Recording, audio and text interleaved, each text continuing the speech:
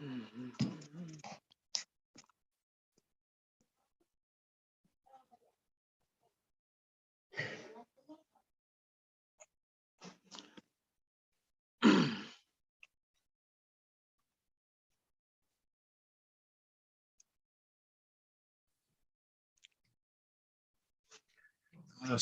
alaikum wa rahmatullahi wa barakatuh.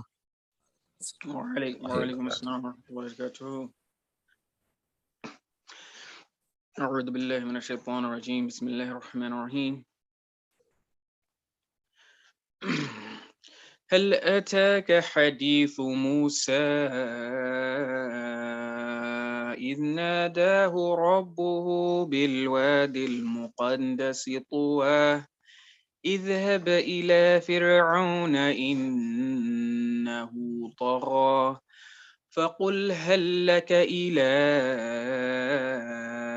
أن تزكى وأهديك إلى ربك فتخشى فأراه الآية الكبرى فكذب وعصى ثم أدبر يسعى فحشر فنادى فقال أنا ربكم الأعلى فأخذه الله نكال الآخرة والأولى إن في ذلك لعبرة لمن يخشى. Alhamdulillah Rabbil Alameen. In Surah An-Nazi'at, when Allah said to Musa to go to Fir'aun, اذهب إلى فرعون إنه طغى, go to Fir'aun, he has transgressed, he's a transgressor. فقل هل لك إلى أن تزكى. Here, echo. So he said فقل هل لك إلى أن تزكى وأهديك إلى ربك فتخشى, that can I basically give you some guidance and help you to purify yourself, and so that you may guide it. He's giving him da'wah. Allah sent Musa to Fir'aun to give him some da'wah. And as we know, Fir'aun responded, فَقَالَ أَنَا رَبُّكُمُ الْأَعْلَى, that I am your Lord most high. And he gathered his people. فَحَشَرَ فَنَادَى فَقَالَ أَنَا رَبُّكُمُ الْأَعْلَى. So he فَكَذَّبَ وَعَصَى. I'm sorry, I forgot one ayah. فَكَذَّبَ فَأَعْصَى, that he denied and turned away, like he rejected it arrogantly. And he gathered his people and he said, I am the preeminent one, I am your Lord most high.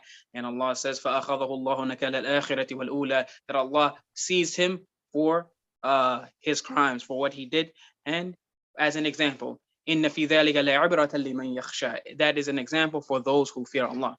So in our case, or in anyone's case, whenever you have to speak truth to power, or you have to question those that are in authority in the land or in the community or wherever, you, as Musa came to Fir'aun, who was the worst of the worst, and Musa was one of the best, but he came to Fir'aun and he spoke with him gently, and he asked him questions in order to help himself, and he responded arrogantly, and Allah seized him for that and punished him for that.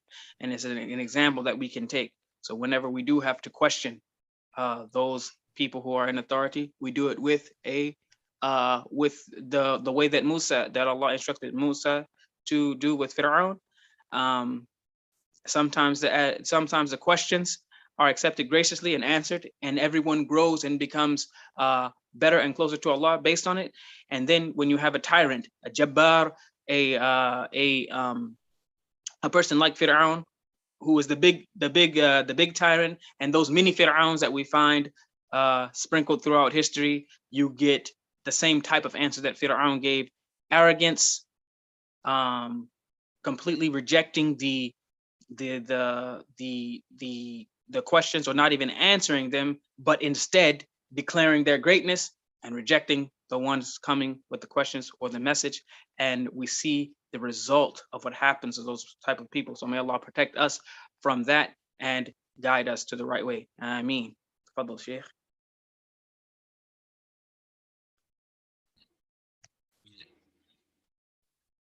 So today we're going to be continuing the second part of my interview.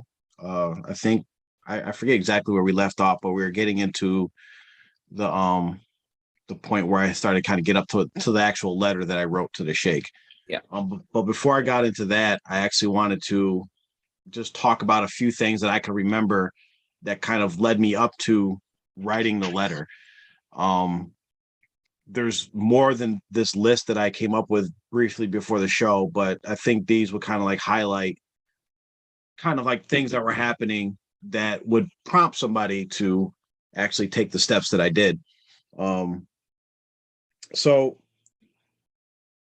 one things that happened is like, so I was really on the juice. Like I was like 100% like all in.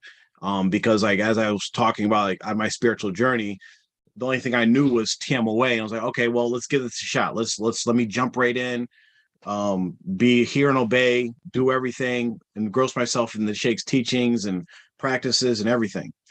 So one of the things that happened was when I was doing the lectures and the discourses, there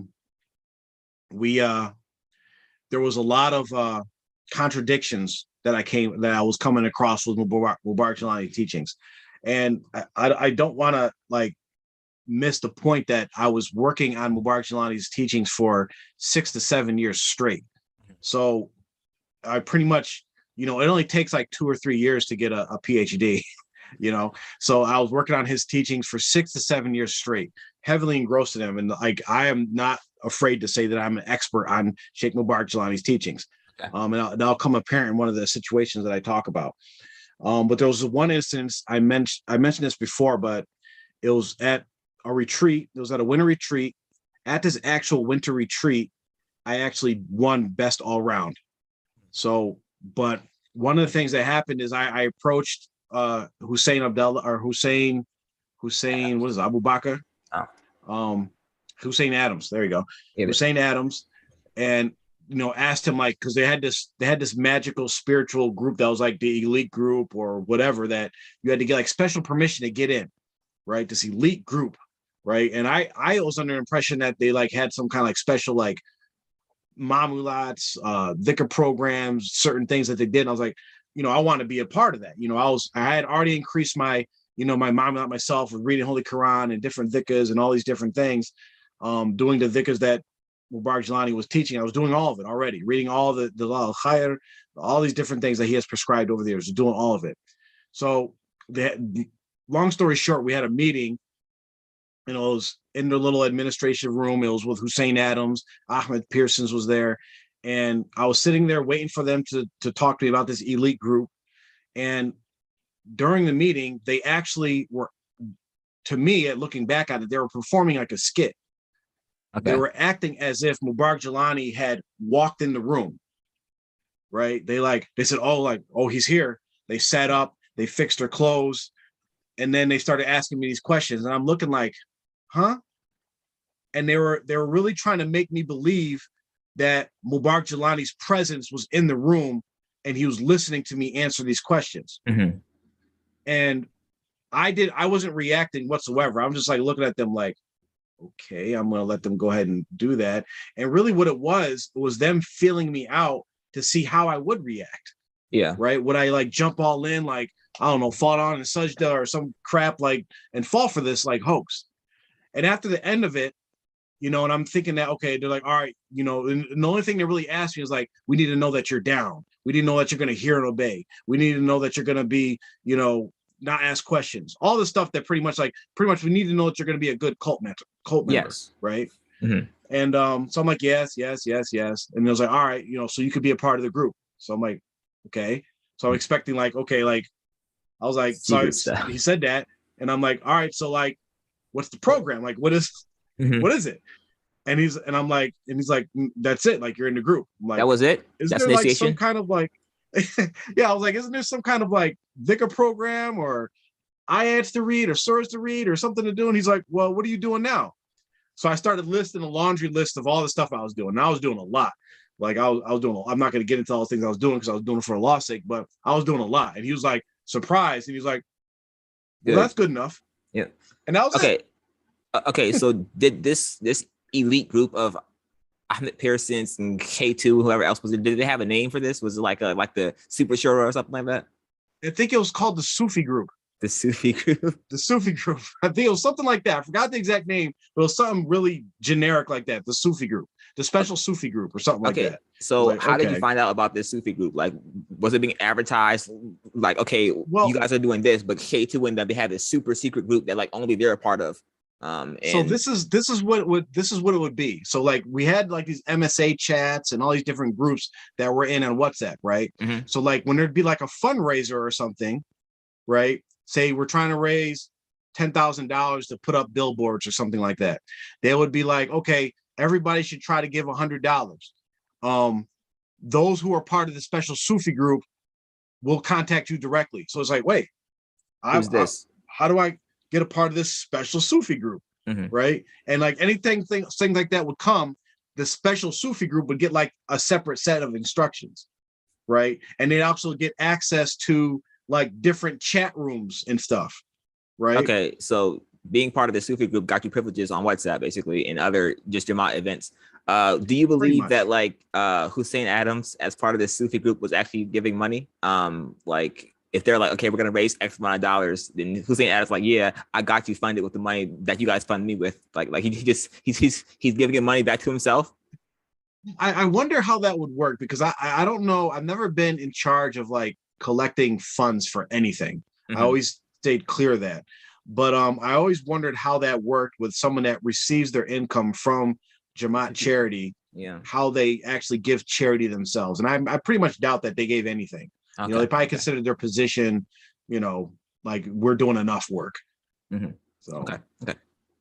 So that was one thing that kind of raised the red flag with me, like, yo, this is a bunch of bull crap. And then like when I was entered into these special rooms and different privileges of being like close contact with all these high members of TMOA, like the curtain kind of fell on a lot of things. I realized a lot of these people were very ignorant Islamically.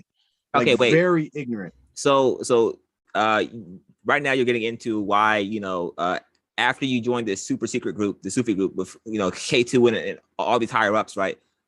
This is when it started to click on your head, like, okay, this is kind of crazy. But you spent the previous 7 years studying Jelani's discourses and him say this, like, from what I've heard him say, he said a bunch of wild stuff. And I know you've heard him say like more outrageous, outlandish things. Did that not affect you, or was it just like, I'm just on the juice now? And then you saw K2 and them in person doing weird stuff, like, hey, this is crazy? Or how did that like? So while I was doing the discourses, there was a lot of contradictions, a lot of questions coming up. But me being a good Jamadi, I was like, oh, just ignore it.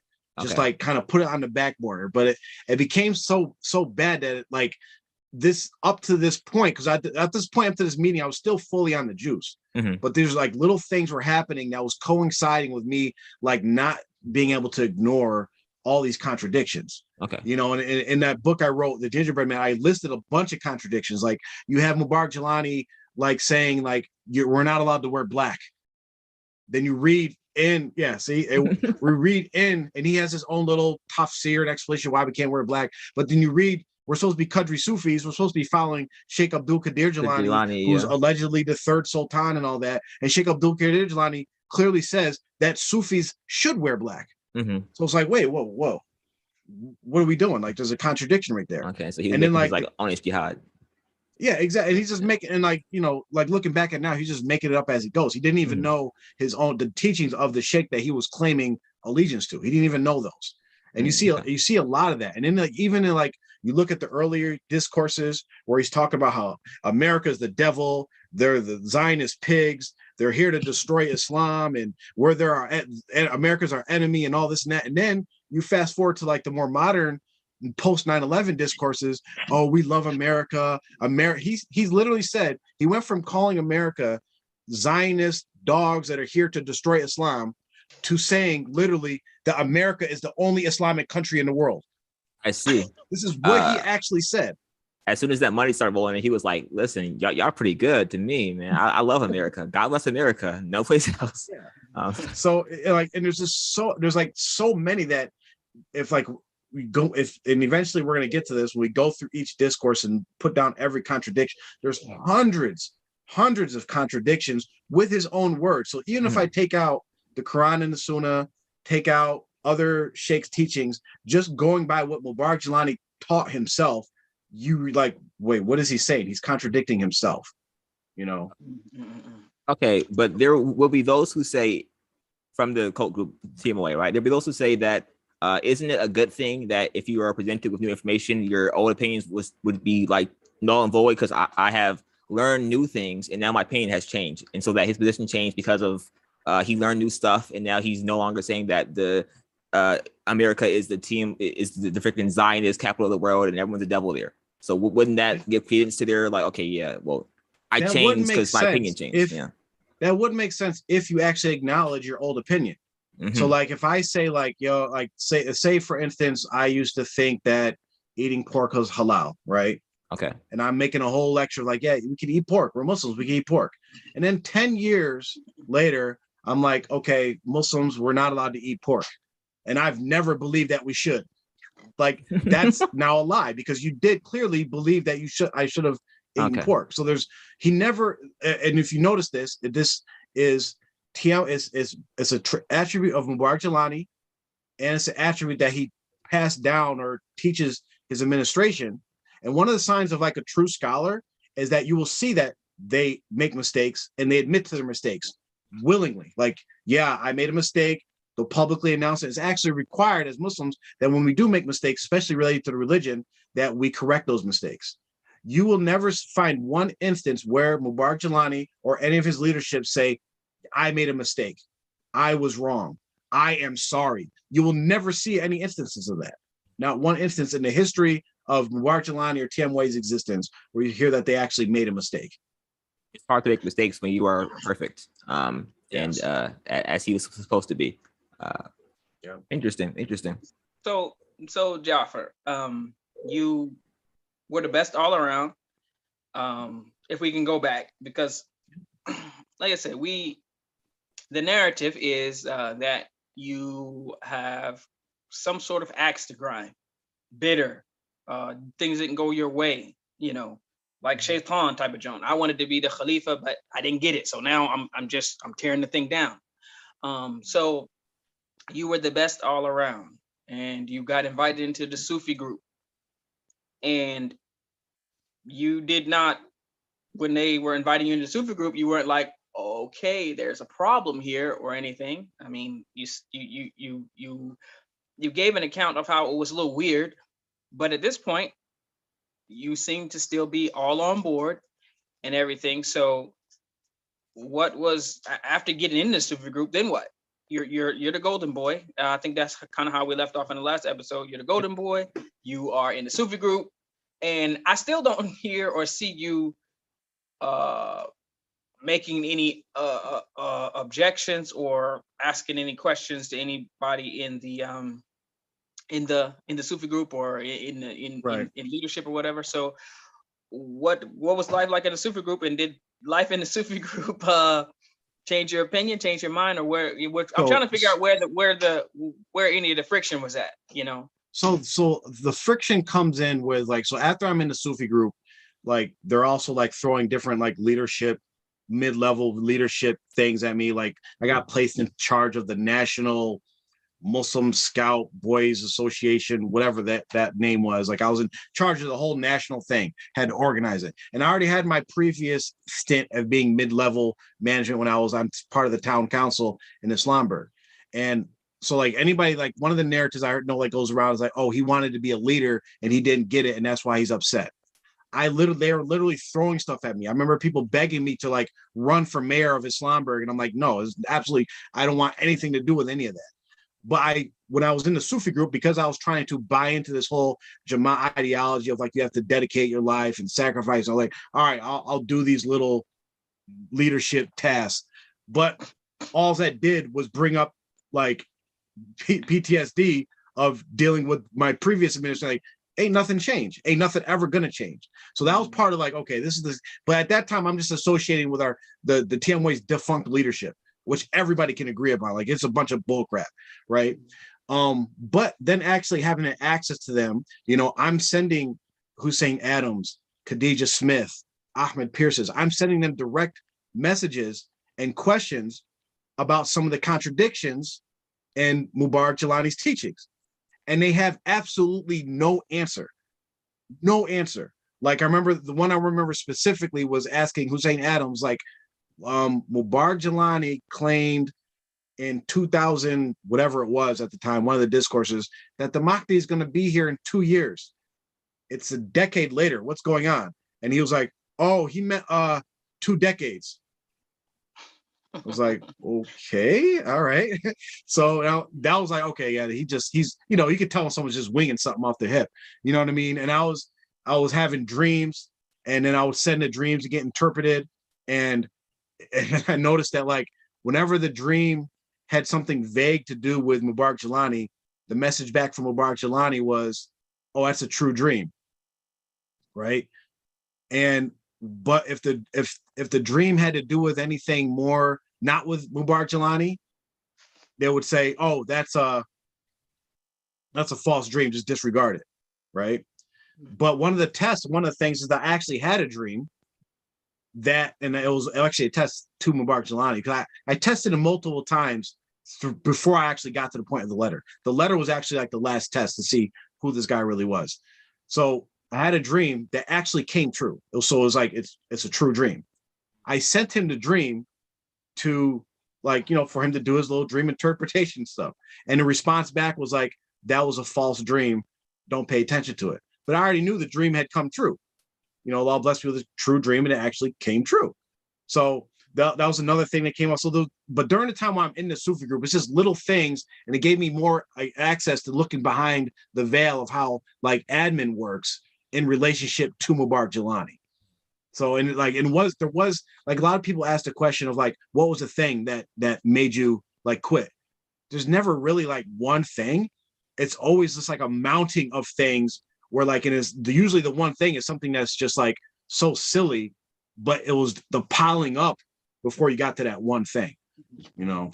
So, but when you were ascending, when you were having dreams, and then either, you know, were you emailing, like you were writing down, you know, what happened and sending it to him? I mean, did you wholeheartedly believe that, you know, he was going to give you some sort of insight into what the dream meant? I mean, did you really believe?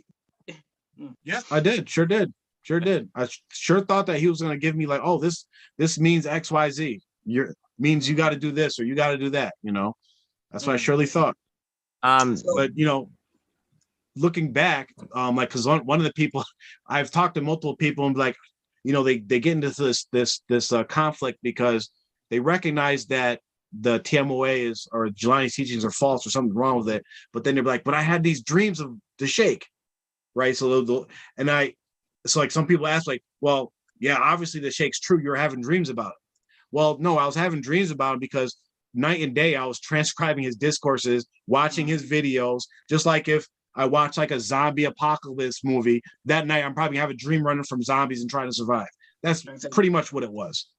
Exactly. So, all right. So did your dream, you understood that he was not the dream weaver? Okay. This was before the letter? This was before the letter. Yes, like way before the letter. Way before the letter. How long was it before you thought about, maybe I should write this type of letter, before you actually like wrote it and actually sent it? I mean, were you working on this for a while, or was it a matter of and before I get to that, I was thinking about a question and I actually forgot. When you said you were questioning, when you were asking questions about some contradictions to Hussein Adams, Khadijah Smith, and these type of people. Now, one of the things that comes up about you in particular is that the way that you're asking questions, or who are you questioning, you are rude, you're disrespectful. And I mean, that's understandable that if you're disrespectful when asking a person a question, they might not necessarily want to answer your questions, or they might ignore you, or they might be ready to fight. So did you set a type of precedent, and maybe it's a sunnah of yours that you are pretty rude when asking questions? And maybe this was something that you had developed even before writing the letter, because this is what they say about the letter. So anybody that knows me, right, the one you can say that I come off as being arrogant, whatever. I'm very matter of fact when I speak. That's fine. But anybody that actually knows me, that deals with me, that's truthful, will never say that I'm disrespectful. Right? I can be when I'm, in a certain situation being combative, but well, hang on. These people in TMOA, they know you and they say you're disrespectful. So that's not necessarily so true. if you go to anybody in TMOA that actually knows me, they won't say that. Any of my friends, even Khadijah Smith, even Hussein Adams, I mean, they'll probably lie now, they're liars, but during the time, because it's a narrative, especially when I was in TMOA, right, that I was the respectful, sensible one, and my brother was the disrespectful, flagrant, arrogant one, right? So that's always been the narrative for years. So when I go to these people, these are like, I'm sending text messages, and even when we get to the letter, you'll see that I went to great extent to try to appear as respectful as possible in the letter. So anybody that's like kind of claiming, oh, he was disrespectful when he answered the question. If I was disrespectful when I was asking them questions, I would have ran into problems years ago. They wouldn't have been giving me answers. They wouldn't have replied to me. I would have been getting suspended and kicked out because anybody that disrespects admin, just like disrespecting Mubarak Jelani, you would have been dealt with. So okay. So you I forgot when I backtracked. What was I talking about before I backtracked on that question? Oh gosh, I but forgot. I wanted to get that out of the way because of the things that come in people's minds as we get into this letter. And in the first person that I actually heard even mention the letter, they said that he was mad disrespectful. That's what I remember, if I recall correctly. I think that's almost a direct quote. He was mad disrespectful. And so the contents of whatever it was that you were even saying was not even really the main issue. It was, your tone or the and I will say this just for because a lot of people don't understand this. In text, like email, text messages before emojis and stuff like that, and even sometimes in writing, like actual handwritten things, the person reading, their opinion will be formed based on how they feel, based on their thoughts. So sometimes if it's just text and not a conversation face to face where you can see facial expressions and whether a person is smiling or not, or how their body language and things like that, two people can be sending messages back and forth. One person can think the other person is angry or attacking or whatever, and the other person may have a smile on their face or nothing. So that is very common in text correspondence, that you can literally read the same thing and be one person going east, one person going west, based on their own personal thoughts and feelings about the subject matter, about the person, about their own life, or about whatever. So we can be honest there and understand. And this is not something I'm making up. This is something that they tell you in whenever you get like if you ever get in like in corporate settings, or whenever you're sending emails, specific trainings on this, and that goes over this. They'll give you the training. They will tell you how you should word emails to try to avoid some of that, and they also will tell you when you get emails from people, don't tie too much into it. Don't be like, wow, this person is attacking me in email. It might not be that. You should wait. So the letter could have had some of that element. I would say probably there was some of that with it, if it was just text. Now, if you had some pictures and stuff there too, or you had a few GIFs and stuff. The thing is 70. They say around 70 to 80% of all communication is body language. Minus that. Now you take the body language out. No matter how perfect your 30% is, and it's not going to be perfect because only the Holy Quran is perfect, right? That means you have at least 70% of margin of error of misinterpreting what you're receiving. 70%. So the only thing you could do, and it's interesting that you mention this, because there's so many things that happen in this situation that, and the only way I can explain it is like, this is Allah's plan. Because even when you mentioning that, Allah set it up so that there's actually proof to show my intent and my tone and everything when I wrote it. Because I think the question you're asked is like, how long were you like preparing to write the letter? So I had planned to write the letter for 2 years. 2 years I plan to write the letter. I worked on the letter for 6 months. 6 months I worked on the letter, writing it, editing it. Oh, that may sound snippy. That may sound disrespectful, changing it. And here's the test, right? So the test to see like what a normal person would interpret the reading is, you give it to a random sample of people and say, hey, read this. Tell me what you think. If the majority of people come back like, yo, that sounds like arrogant, that sounds disrespectful, that, this and that, they would say that. Just so happens I sent the letter to, I'm gonna name names here. I sent the letter to all 3 of my brothers, Abdul Kawi, Abdul Azim, Abdul Mani.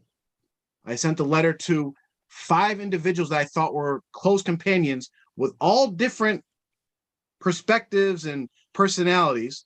I sent it to Zaid Shahid, longtime friend growing up, Atta Abdullah, longtime friend growing up, Hanif J. Williams, close friend I came to over the last few years of being in Jamaat, come real close to him. That's 3. I sent it to Muzammil, forget his last name, the guy's son that threatened me, Nasir, whatever is, yeah.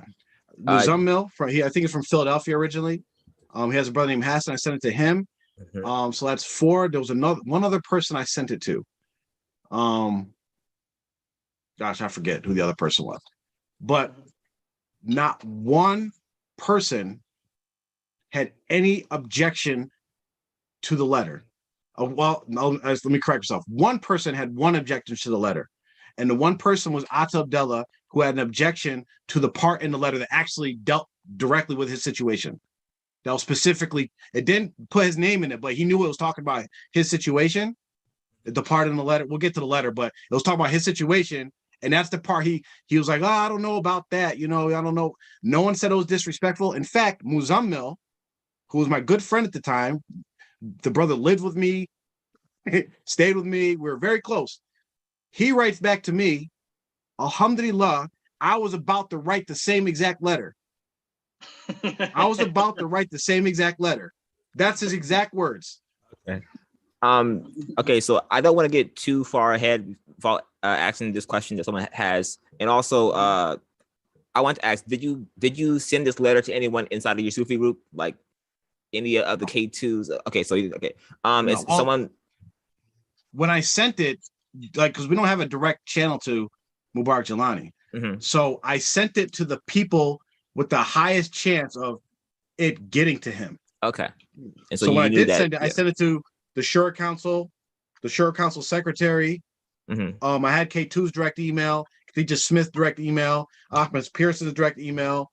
I sent it to Noor, his wife, and I sent it to Shabana, his other wife. Okay. And so the question we have is, did people in the Sufi group get to live off membership dues? And did you get to live off of them as well? Because you were part of the Sufi group now. So you were now part of the administration. It's funny because it actually, like, if people watch cult documentaries, they'll see that there's every cult sets up a system of like tiers, right? And pretty much the higher tiers, all it does is give you more access to pay more money to something. Right. So really all like when like those messages about we're having a fundraiser, the special Sufi group will message you directly. So if they were asking all the regular people for $100 each, then they were asking all the special Sufi members for $200 each. I see. So the higher you got in the Sufi group and just the Jamaat in general, it cost you more money overall. But okay, so do you think that like you could have easily taken over for K2? Like you guys are both light skinned, you have a good hair, you're very knowledgeable on the Sheikh. Like, I mean, do you think that you could have just taken the shoes from K2 and just let the definitely not. I could have been an Ahmed Pearson's. I mean, if I had that personality, I could have been someone like that, or a Farouk, or been on the Shura Council if I wanted to actually be somebody in the Jamaat. But no one could take a K2's spot. No one could take a Khadija Smith spot. Why? Because they're connected. That's the nepotism. You have to have the right family. If maybe like I let my daughter or sister marry like Sultan Shah or something like that, then I can move up the ranks. But if you're not connected, like Hussein Adams, his father is a convicted terrorist that went down for the Jamaat and never snitched, and let his teenage daughter marry a senior citizen. Like, how can you compete with that? So you don't feel that you did enough to be, in the K2 shoes. I mean, because listen, like if I spent 7 years transcribing Mubarak Jelani's discourses, bro, I should be at the top. All right. So some could say, listen, Well, Jafar was really just angry and bitter because he put in all this work to, get to the top, right? Like, I just can't wait to be king. That was Jafar, all right? Like he was the young upstart. well, here's the thing. Yeah, So let's here's hold the up. thing. We Go ahead. we could even so I know you said that you had been kind of you had been in some mid-level management positions before or whatever, and you was like, yeah, I don't want no part of that. And I'm assuming usually when that happens is because people are not high up enough to make the changes or make the effect they feel like should happen. The mid-level, you're really just carrying out orders or pretty much doing you're just basically a supervisor. You're not a manager, you're more of a supervisor or overseer. Right. Right. Shout out to Matty G. But the thing is, did you ever, and honestly, did you ever think to yourself, if I was the person in charge, at least stateside, then I would be able to make some significant moves? I mean, did it never crossed your mind? You never thought, what? Oh no. So so that's a good question. So yeah, that's one of the things why people say I'm arrogant, is because I'm confident and I'm aware of myself. I'm very confident that if I was in charge of TMOA, it'd be light years beyond what it is right now. Yes. Did I want any part of that or pursue that? No, because I was also very aware of my surroundings in the situation. There's no way to actually make any actual change unless you are actually Mubarak Jelani, right? Like, so K2 really has no authority. He doesn't do anything. He just says what the leader says. Now it's Noor. He's going to say what Noor. So you realize like only like 2 or 3 people actually have any room to make any type of change. Like, and that's even being on the Jews, being in the Jamaat, you recognize the power dynamic in TMOA. And we can see it now, stepping outside, look at Sultan and Mudasa, who are the Sheikh's sons, have no real power in TMOA. Right? They'd have to fight against the other power to actually and I had one thing I despise, and people that know me can actually attest to this. I despise politics. I despise it. Like I despise oh, I gotta rub this person's back and then kind of manipulate this person just to get something done. You know what I mean? No one wants to deal with that. I would never run for a position of office. So and if anybody knows my history as far as dealing in leadership, being one of those things, I actually ran away from all those different things. You know what I mean? And to go back to Amar's point, you got to remember, in my mindset, me transcribing the discourses, the lectures, and doing all these different programs and dhikrs, and even working in a Jamaat and different programs, it was all for Allah's sake, right? And I think that's what actually why Allah decided to bless me and guide me away from it, because I was falsely doing the stuff thinking that I'm pleasing Allah. It was never to gain recognition from the sheikh, to move up the ladder. It was never any of that, so I think that's one of the things that actually helped me get away from this nonsense. So you had 2 years. You thought one day, all right, I'm gonna write Imam Rashid a letter. And then for 2 years, you worked on it, contemplated it, thought about it, passed it around, got some feedback. And then for 6 months, you actually were writing the letter. So within these 2 years, and maybe even specifically the 6-month period, but definitely within these 2 years, were you in trouble in TMOA? Did you have any fights, dust ups? Were you demoted? Did anything happen during this time in which they would say, wow, Jafar's mad? Or or they expressed their displeasure with you, where someone could say, okay, this is what sparked his decision to write the list. So here's a couple things that, and it remind me of another narrative that goes around. So one of the things is that when I started the reference project or the Sheikh's discourses, the Sheikh basically invited me and commanded that I come overseas. Right. And this is where the politics and all this different stuff goes in. So I've always been known as a troublemaker, right? Someone that just speaks out against the wrong as I feel is wrong, and not holding my tongue when it comes to admin. Because to me, admin, I've never been afraid of no man. You know what I mean? My only connection to the Sheikh was because I was indoctrinated to believe that this is somehow some connection to Allah. So it's always been about Allah. I never really been afraid of voicing my opinion. So I was labeled as, one of the troublemakers because, oh yeah, he always has something to say, whatever. But when I went on the juice, and when I said I fully dived in, I was like, I got to get rid of that quality of myself. I'm not questioning anything. I'm not going to try to start trouble. When I see something wrong, I'm going to hold my tongue. Within those 2 years, the real Jafar started coming out again. Like, all right. And they seen it. They seen it like, oh, Jafar's coming back because now like certain things are coming and he's like, yeah, that ain't right. That ain't right. So they had actively worked to like not, it was actually a blessing for me, alhamdulillah, because who knows what type of indoctrination I would have got if I actually did go overseas. But they basically did everything they could to prevent me from going over to Pakistan, which is alhamdulillah, shukran for that. But there were certain things that would happen. Like, so one thing that happened, what's that? But you wanted to go? You were willing to go? Yeah, I was just waiting for the green light. Like, when can I go? When can I go? When can I go? Oh, keep working, keep doing this. It's gonna be soon. But for months and months and or years actually, because I started the project like 4 or 5 years before that. So like one thing that happened is so I'll mention a few things. One thing happened where and I can't say the names because I don't want to get into other people's personal like business, and some things aren't good for me to share, but I'll share what I can just so we can give the context. And anything I share that's of a personal nature, it's not to like demean anybody or make anybody personally look bad or anything like that. Yes, I have dealt with and am dealing with some people that I consider truly evil and bad people, but unless it relates to like dawah, I'm not going to try to like put that out there for everybody, right? So there was an individual who had a miscarriage, right? And of course, like, and this goes into the cult manipulation.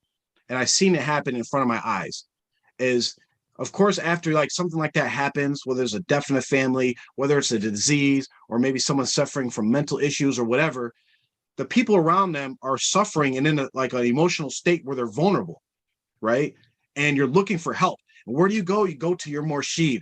Oh, my Murshid has prescriptions and cures and can cure everything, right? Cure the incurable diseases. So it's like, you go and say, hey, and especially like something when you're talking about like a miscarriage, the people are actually feeling like, yo, it's my fault. I did something wrong, right? I did something wrong, and not being taught correctly Islamically. Like some things are just tests from Allah. Even the prophets were tested. Worst things happen to the prophets, and so, and they're the best of creation. So, but us raised up in the way, the team ways, everything that happens wrong to you is your fault. So you did something wrong. So this is where the manipulation comes in. And this is where I seen the trick, because at this point I was actually watching cult documentaries and seeing how cult operators work, right? And I see the trick, and this is what they do for anybody that's listening that thinks that Mubarak Jelani has some kind of secret knowledge, can read your heart, reads your minds. Just think back of what actually happened. Because what happened is the administration, once they were told about this person's situation with the miscarriage, they said, Shaji said that he knows what you've been doing and to tell him, right? And so the people are like, oh gosh, like, what does he know? Right? And then in my case, there was nothing to like, oh, I was watching Netflix, right? Oh no, it's something else. I got nothing else. Okay, well, we'll check with this person. Ask the person this. Ask them. What is it with them? And they keep asking and prodding with this idea that supposedly the sheikh knows, until the person's like, okay, I gotta confess. And they keep pushing, and the person confesses something more serious, until finally they're like, okay, I think I got enough. And then they say, that was it. What do you mean that was it? If the sheikh knows, why didn't the sheikh just tell the person, I know you're doing X, Y, and Z? Why did the person have to confess it?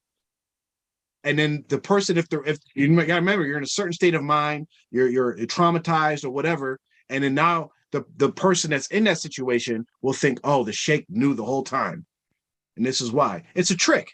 It's a trick. I've seen it, and the reason I know this is a trick, and I was experienced I was like, wow, they really just pulled that. We called it in New York, we called it the Khalifatik. We called it the Khalifatik because Khalifatik, may Allah forgive him, have mercy on him. Whenever he would go to the same dude. There was one dude, I'm not gonna say his name, but he was the snitch because he'd fall for it every time. He'd go to people, and he learned this directly from the sheikh. Put his hand on their chest where their heart is, and say, "Tell me the truth." And the brother, I don't know nothing. I know you know. Tell me the truth, and keep doing that. And remember, when you're doing, as parents, we've done this to our kids, right? Mhm. You have no idea what they did, but you're like, tell me, I know. And eventually they tell you what they did, and then it's over, right? It's the same tactic. But now when you put that in the level where someone's just experienced some kind of trauma, some kind of loss, where they're in an emotional state, that is spiritual manipulation.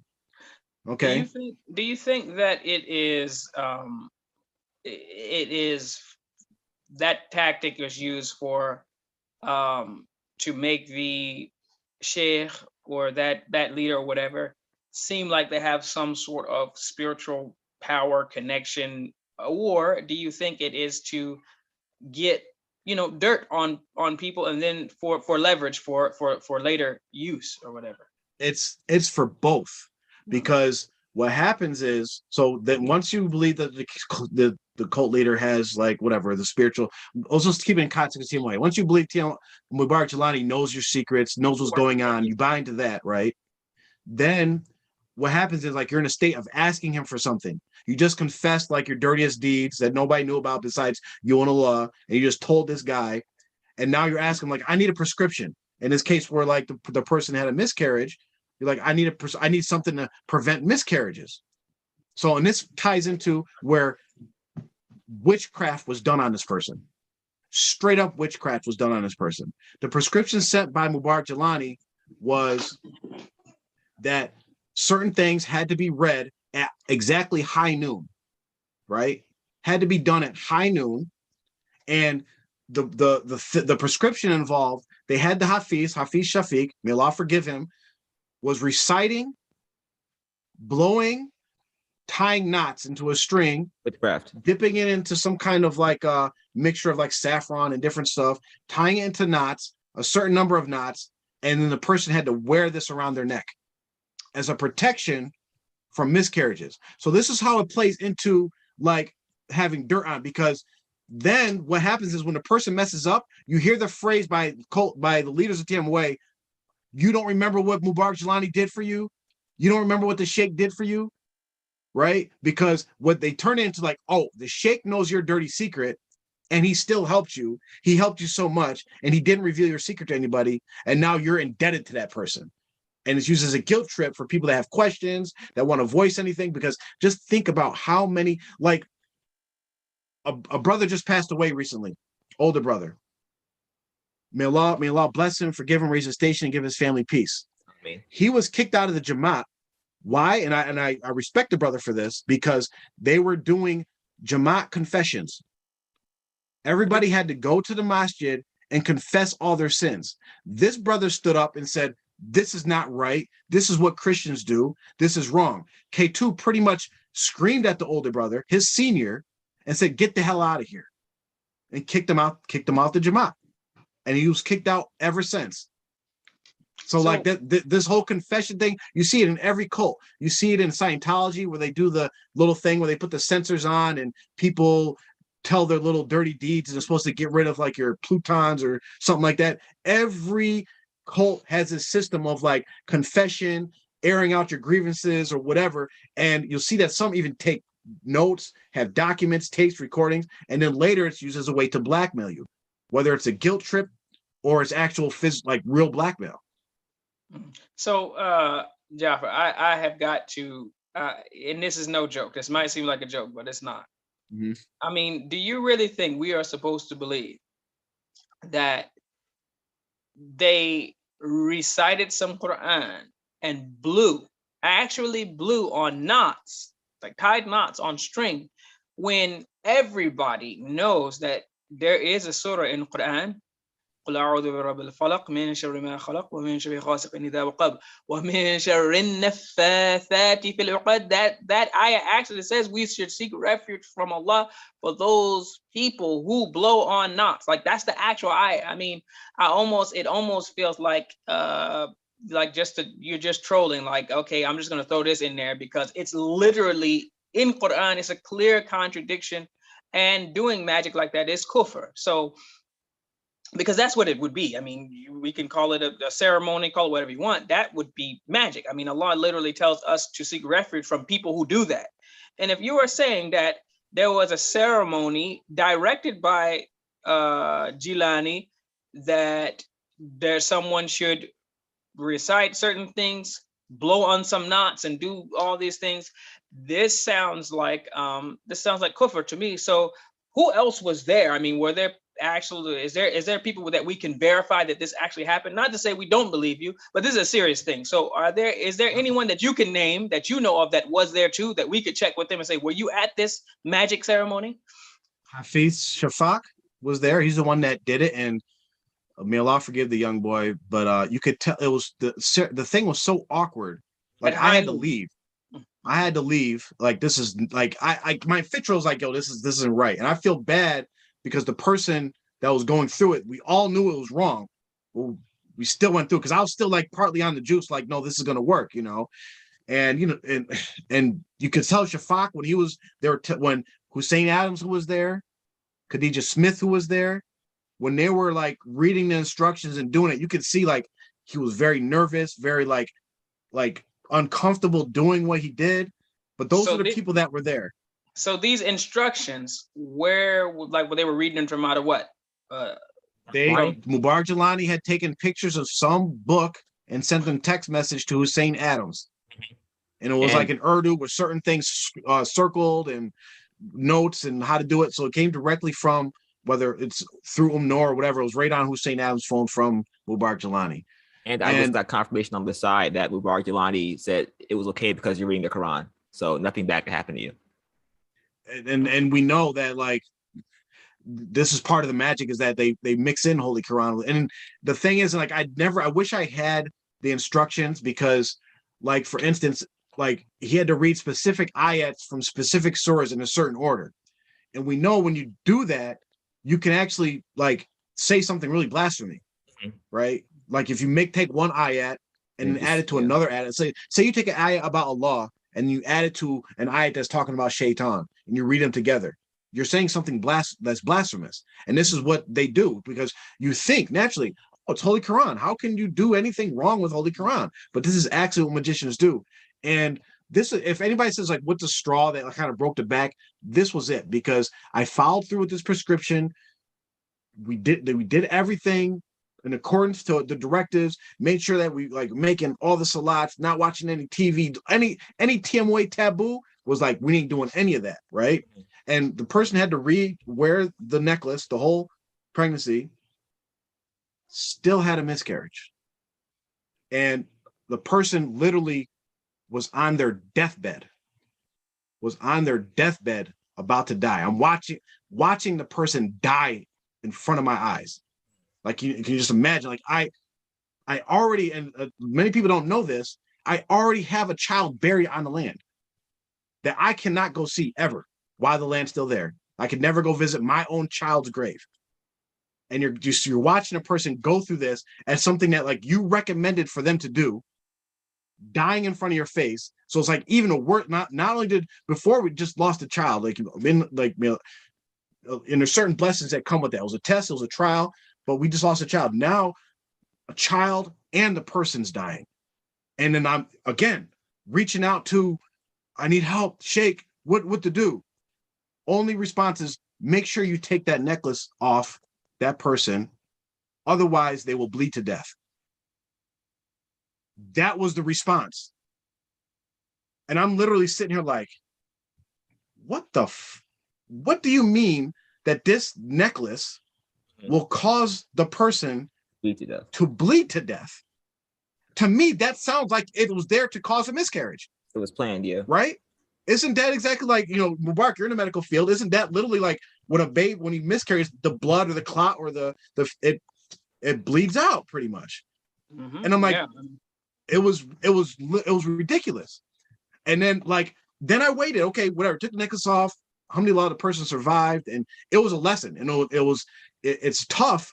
It's tough to recognize the lessons and the blessings that Allah sends in the forms of tests and trials, because as tough as it was probably the greatest blessing to me, because it was because even days after, like Mubarak, you're in the medical field, say a doctor prescribes your patient, hey, try this prescription, and say for some reason it was the wrong prescription, almost kills the person. How do you think the doctor would come back to that patient after recovered from suffering from their wrong prescription? What do you think the doctor would say, do? What do you think? Well, unfortunately, a lot of the doctors, they try to blame it on someone else. They'll say, I wrote the prescription, the right prescription, but it was read wrong. It was transcribed wrong. Or I gave it verbally. A Muslim honorable doctor. Yeah, they would, any person who knows that they were at fault for something, doctor, yeah, what they should do is they should say, hey, that's my bad. Let's get it corrected. Let me recheck what I did. Right. Okay, this is what I did wrong. I got the solution, or I don't know the solution. Even if it was our fault, you guys did X, you took it 3 times a day instead of 2 times a day. Something to explain what happened. Didn't receive one word, no apology, not even oh, how are you doing? Is everything okay? Nothing. Not one thing. That was one of the things okay, something is up. Something is up. And at that time, I'm still maybe it's admin, maybe it's Noor, right? It's not the perfect shake. But then one of the last things that kind of, not one of the last things, but another big thing that came up is the situation with the money, right? So we're at a meeting, and they had a mandatory meeting where they announced that they were no longer taking electronic payments for membership dues. And I know for myself and a lot of other people, it was the most convenient way to pay membership dues, because you don't have to track someone down to give cash. You put cash in your wallet, then something comes up, you spend it on something, we all know how it goes, right? Once I get my check, boom, hit the button, boom, you got your membership dues. I don't got to worry about it. And I know myself and other certain people that I was close to paid their membership dues this way. And myself and these people also had pretty good jobs and careers. And one thing that really, because a lot of people have this misconception that TMWA is poor, right? You think there's not a lot of money because you go to the lands, you see that it's run down. There's no programs, roads need to be fixed. They constantly have to do fundraisers to do any kind of basic, administrative or community type functions. You think that it's poor until you actually really put the numbers together. And the head collector in TMOA is Atia Rauf. She collects all the money for TMOA from all the locations. And she's leading the meeting. And I made the suggestion of can you reconsider electronic payments, because just for the same reasons I said, it's convenient, blah, blah. And she responds back and says, no, we're not going to change it, because less than 1% of the money we get electronically or less than 1% of all the membership dues we collect comes electronically. So 99% pay cash. So I was like, I'm an accountant, I'm an auditor. Right then and there, I start I zoned out the rest of the movie. I just start and I'm like, wait, what? Less than 1%. I was like, let's give her credit. Let's say she was exaggerating. Let's say 10%. Let's say 25%. Did the calculations based off of what I paid and the people I knew paid and what they paid. And I was like, wait, they collect at least $1 million a year. And I'm like, wait a minute, what the heck? Right? So then I still whatever, tune it out, right? Then, of course, I'm doing the transcriptions. I'm getting all the Skypes and videos that Mubarak Jalani is doing his teachings on the retreats. They're sending me all those recordings, right? And it got to a point where they I was with admin. They realized I was becoming old Jafar, right? And there were certain things I was disobeying admin on, because they actually wanted me to censor some of Mubarak Jalani's teachings. They're like, oh, take that out, delete that, don't say this. And my whole thing was I'm one person. If I believe in something, I believe it, right? So if I believe in Mubarak Jalani is teaching the truth, everybody needs to hear the truth. I'm not going to censor it. I'm not going to delete it, right? Yeah. So that was one thing that rubbed them wrong. But I had to like fight to get recordings from them. So one Skype, I was like, can you send me the recording so we can transcribe it? Because one of the things that we did is we transcribed the recordings to have them done by the end of the retreat so people could take home a physical copy of all of their Skype sessions of what he actually said. Some things happened and the person sent me so Khadijah Smith says to me, we can get you the recording. We just have to delete something from it real quick. We had a private meeting after the Skype with the Sheikh, and we have to delete that part. So I'm like, I don't care about your private meeting. I just want the discourse, right? They accidentally sent me the recording with their private meeting, right? So the part I wasn't supposed to hear. So this is important because one, they knew that I wasn't supposed to hear it. And then the reason why they didn't want me to hear it is because in that recording, Mubarak Jelani talks about pretty much bribing someone he knew to buy property in Pakistan, right? And he's like, I gave him certain amount of $1 million of rupees so that he can get us the permission to buy this land. Basically, it was like a hookup. Hey, I'm gonna give you this. You go work on the people to get us this land. And when I did the conversion rate, it ended up being $3 million, American dollars. It was like 90 million rupees or something, whatever the conversion is at that time. Ended up being $3 million. So this guy, Mubarak Jelani, gave some associate of his $3 million, and he was upset because the guy basically ghosted him after that. Just ghosted him. Didn't respond to him, didn't do what he was supposed to do. Basically took the money and ran. And the numbers a lot, which was surprising. But the thing and we had the recording up on our old channel. I think we lost it now. But the surprising thing about that is how he said it. He was talking about it as if he lent somebody $20. Like, I gave him $3 million, whatever. And like, to me, like, the amount of money you're mad about losing is directly associated with the amount of money you make, right? Yeah. So like when we're kids, like when we're like teenagers or whatever, we loan our friend $5, he don't pay us back. Yo, man, give me my money. I need my $5. Nowadays, if I loan someone $5, like, yeah, whatever. You don't have to pay me back. Take it, right? So for someone to be able to loan $3 million to somebody without really caring, either he's an extremely pious Sufi who doesn't care about cash, which that's not true, or you actually bring in way more money than that. So, and that's pretty much like there's other things, but I forgot a lot of it. Some of the stuff gets glossed over and then it pops up when we have certain conversations. But all these things are just kind of happening to where it's like, okay, I need to contact the Sheikh and see what is the real deal with the Sheikh. So, but I think we know what may have at least been the spark to your bitterness or your deciding to take down the Jamaat. I mean, you lost a child.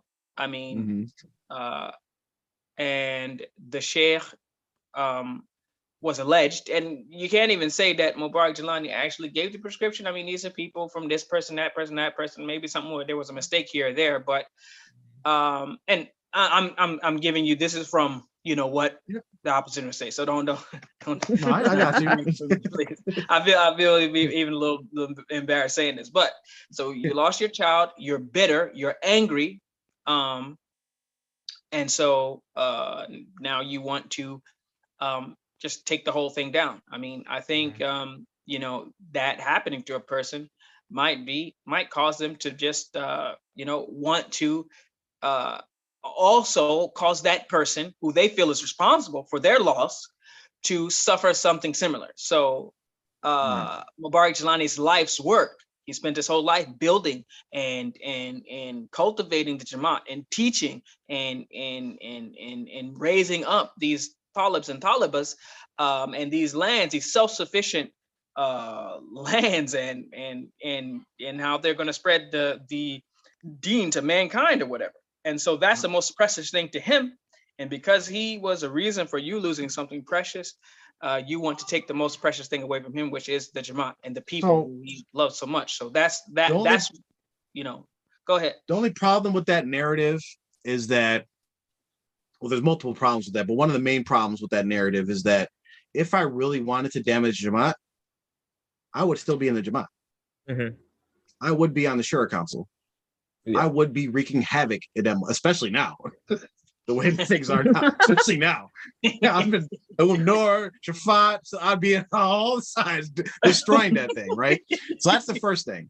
The second thing is that like we always want like a clear, clean movie type thing where there's a clear line, there's a clear good and bad throughout all this, even after like the whole witchcraft thing. A lot of this is me speaking about it years later after looking back and seeing like what the real deal was. While you're going through those things, you're still kind of like something's like a lot of the TMO people are right now. Like, we got a female imam. I don't feel right. They're fighting over money. I don't know. Like, you're in this like weird state of like kind of confusion. But at the same time, you're still like, well, I'm still in the Jamaat. I'm still down because I'm at this time, I'm still associating my hereafter directly with like following Mubarak Jelani, being in the Jamaat. I'm like thinking like the doubts are like myself, something's wrong with me. What am I doing wrong? Like, I'm like Shaitan's influencing me throughout all these years, because even years after that, after these situations happen, I'm like, even after this, Mubarak Jelani made an order for everybody to move out of the city in 30 days. I packed my family up and moved into a camper on Marionville, like those small like camper.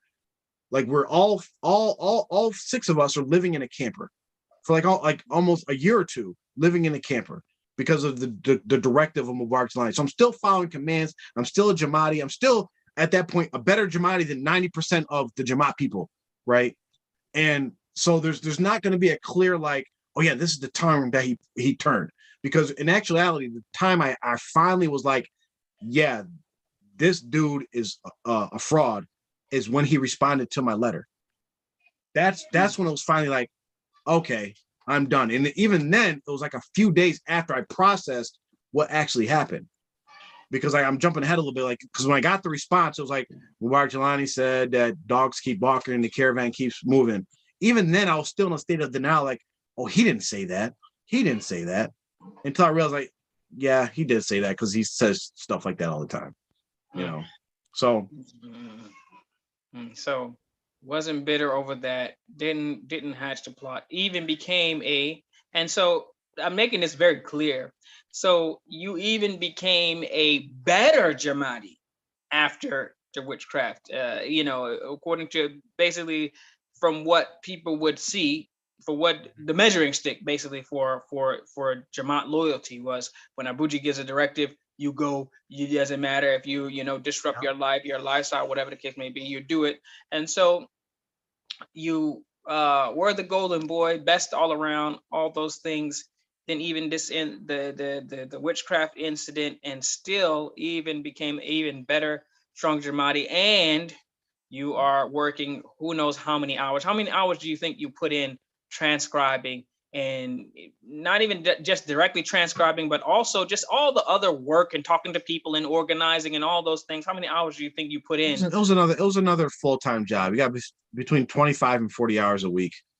You know, I remember staying up, like on the weekends, I would stay up from Isha to Fajr, transcribing, editing, watching discourses. Like, it was a whole nother life for me. So I'm not going to get into your, what they were paying you to do all this or whatever. But even if they were paying you like $10 an hour, you probably made a lot of money. I would have made a lot of money. They could at least give me a discount on my membership dues. So you did all this free of charge? Free of charge, solely for the sake of Allah. Wow. That's usually how it works.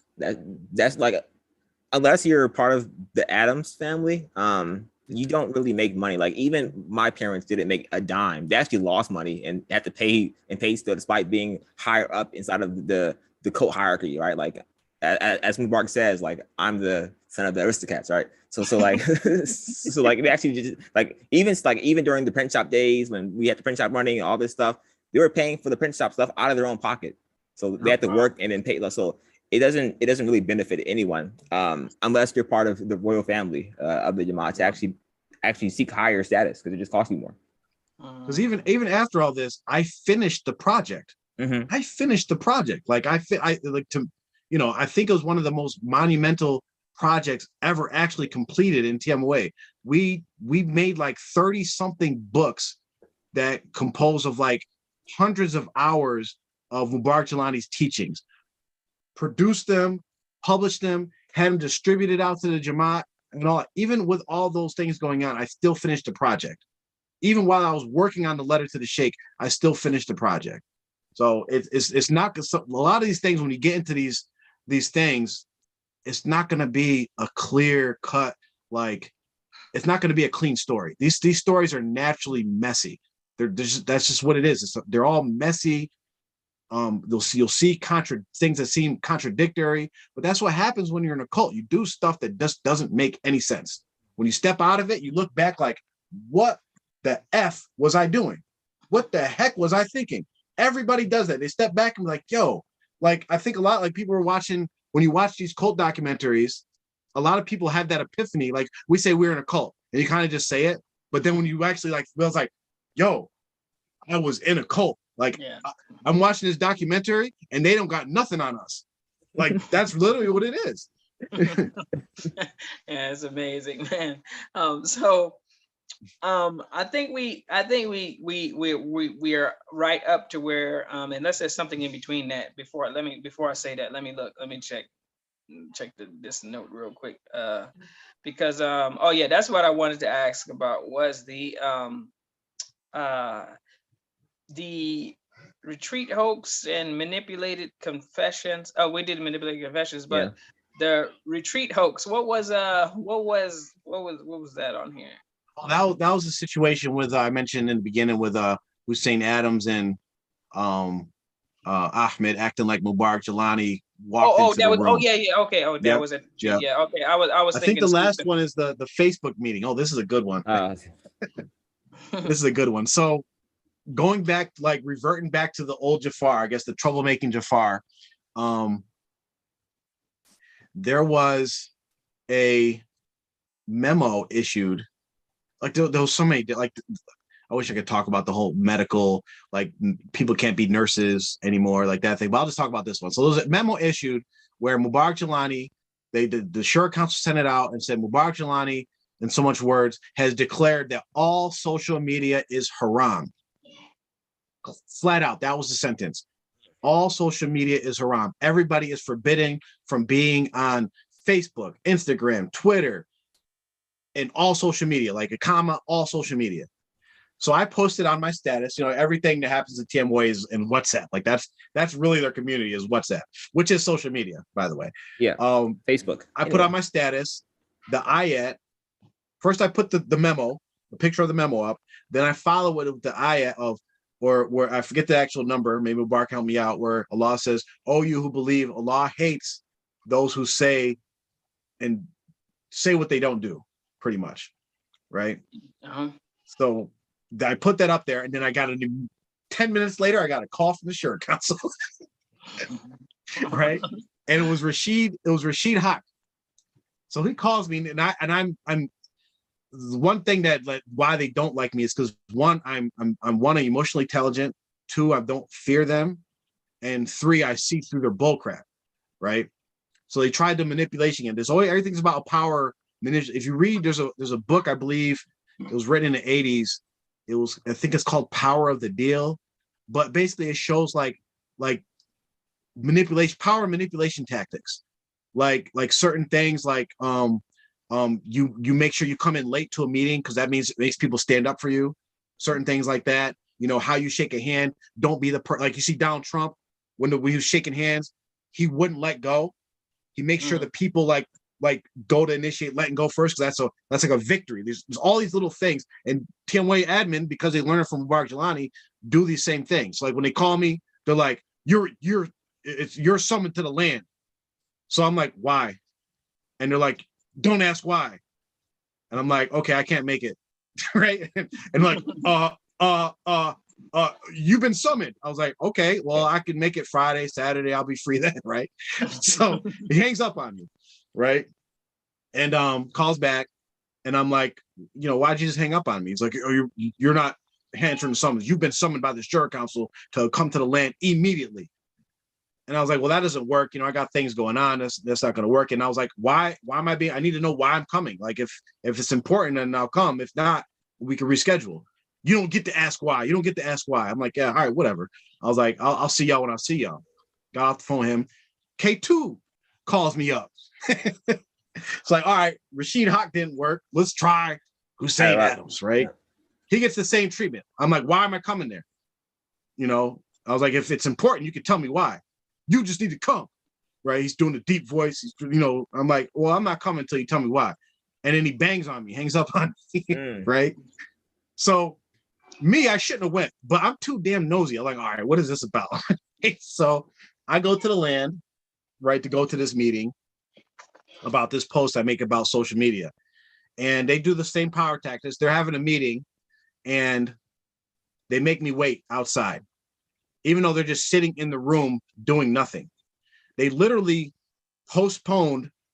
They had planned meetings, national meetings, Skype meetings with different locations. They postponed them all to meet with me about my post about social media.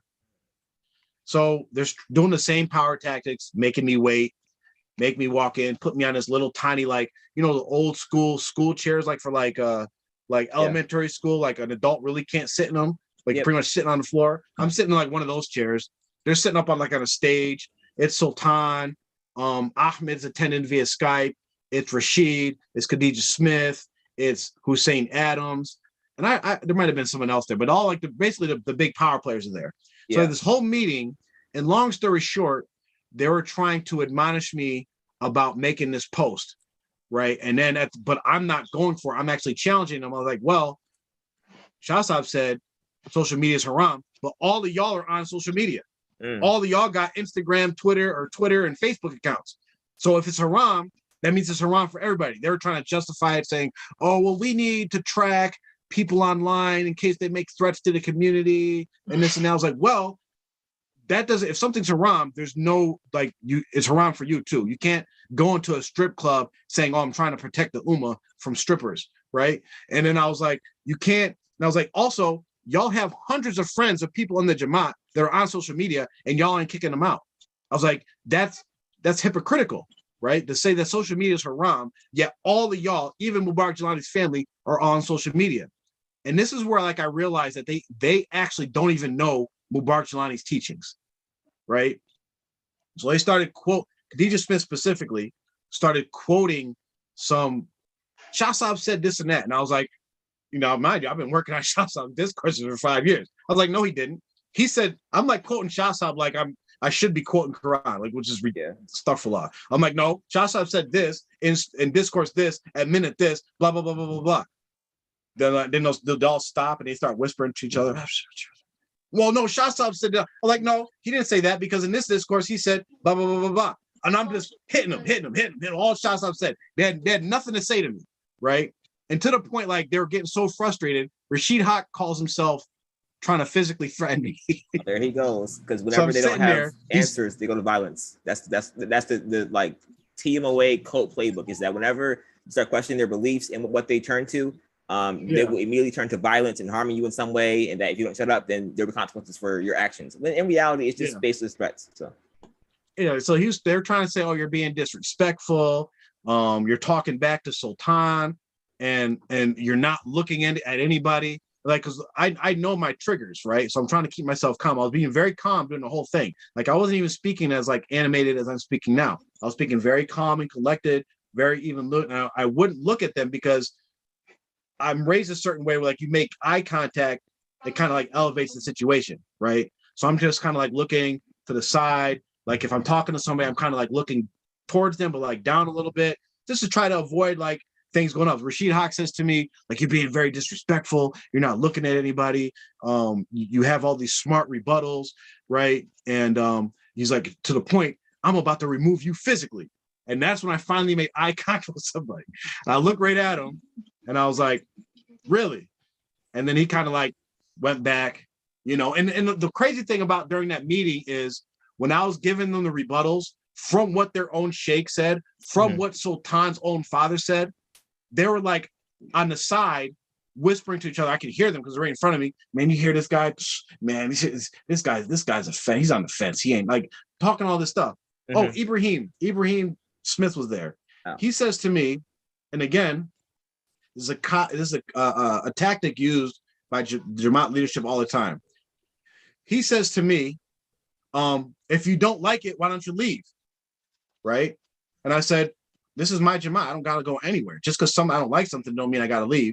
Then he says, and this is another tactic, he says, what have you done for the Jamaat? There you go. Right?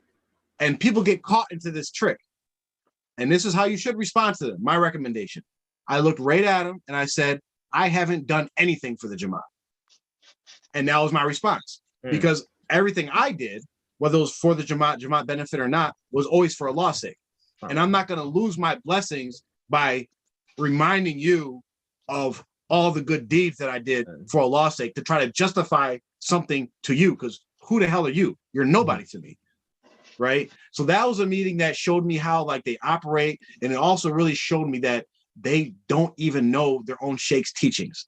They just know to hear and obey and listen and protect like the shura or the admin line, protect the blue line, as they say in police. And that was it. So that was another thing that happened that kind of like led to me writing the letter. Okay.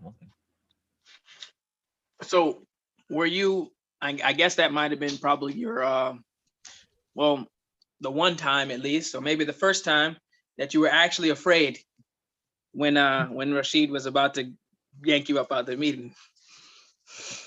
Wait. Shaking in my boots. Wait.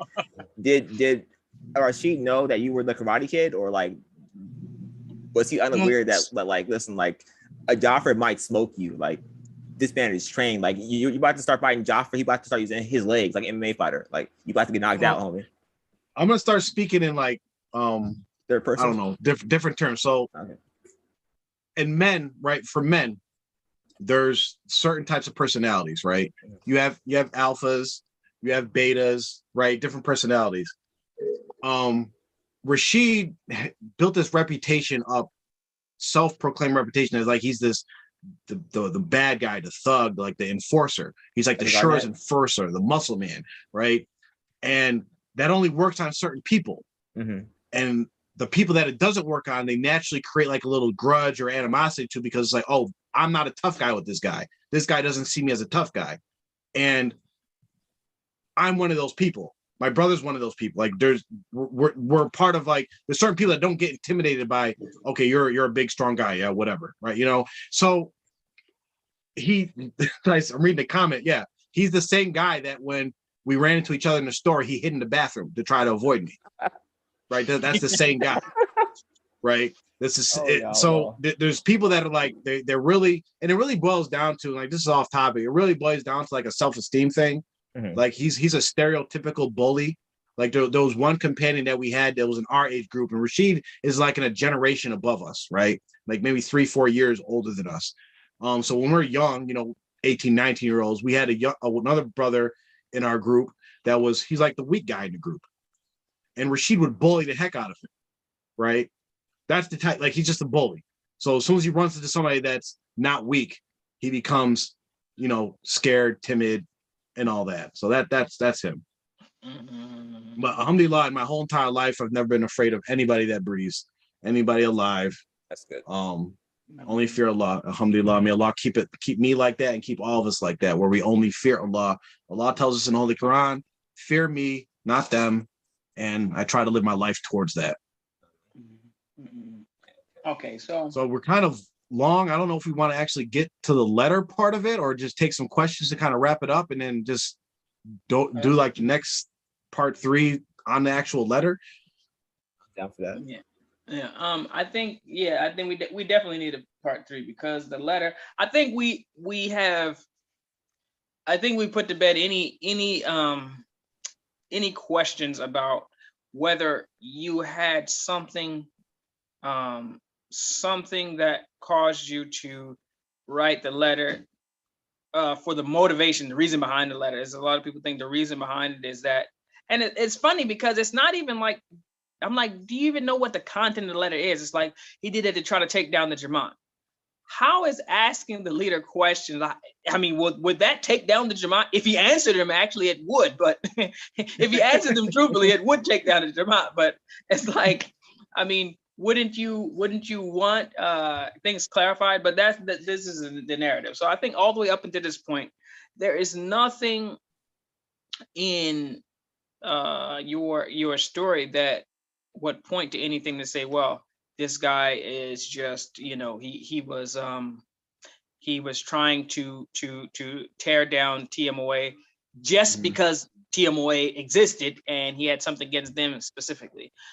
So I think for any of the detractors, any of the haters, any of the people that, because we get a lot of comments on the side and from people that say, well, Ja'far was this is the reason why, and he's, you know, and we have gone through, this is 2 shows now up to this point, and kind of tried to, I have tried to even press you on any issue, any possible area where there was some air or some space to where, you know, the haters could step in and say, oh, that's it, and to clarify that. So there's nothing there. So now what you have to do is you just have to say, okay, all right, there was nothing there. So what's in this letter? And that's what, you know, we won't have time to get into the letter tonight. Sorry to leave a cliffhanger. I'm sure people are like, let's just get to the letter. But we had to do it like this so that there's nothing left. Everything is gone. No doubt. You have the normal, you know, because the thing is, which man in administration, in TMOA has never had a beef or squabble with admin? I mean, everybody has, you know, little dust ups with admin or arguments or whatever the case may be. Half the people been kicked out of Jamaat and back in and out and in and out. So you can't even use that against him. So here we are. The slate is basically blank. He was the golden boy, best all around, all these things. There's nothing to point out and say, oh, well, he's trying to take down TMOA or take down the Sheikh or whatever. So all we have now, we have the letter. We will lay the whole letter out in try to go over it in detail in the next episode, inshallah. Probably, unless something, I don't know, unless somebody, you know, starts fighting over money or you know, the Mahdi shows up. One thing that, like, I think when we go, and we have to keep this in mind when we actually get to the letter, is that, oh, and I remember the other people I sent the letter to before I actually sent it to the Sheikh, I sent it to both my wives as well. So they are fully aware of what was going on as well. But one thing I challenge people, if they have the time to do it, but you will see a distinct progression from my letter that I wrote. Then I actually issued like a private response to the things that people were saying about the letter to individuals that were contacting me, to when I wrote the book, to now.